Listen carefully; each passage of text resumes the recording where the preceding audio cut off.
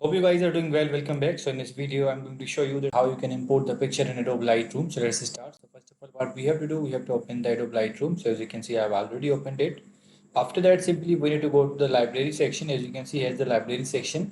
And after going to the library section, as you can see, here's the button for the import. So we have to click the import.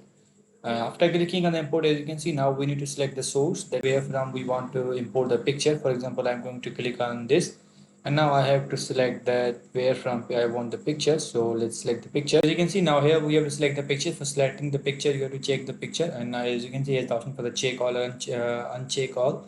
So I'm going to uncheck all, and after that I just want this one. So after clicking on this, we have to select this one, and after selecting this, as you can see, has option for the done and import. So we have to click on the import. So let's click on the import, and after clicking on the import, the image will be imported here. So as you can see, the image is imported. Now if you want to make changes in this picture, and if you want to edit this picture, you can also do that.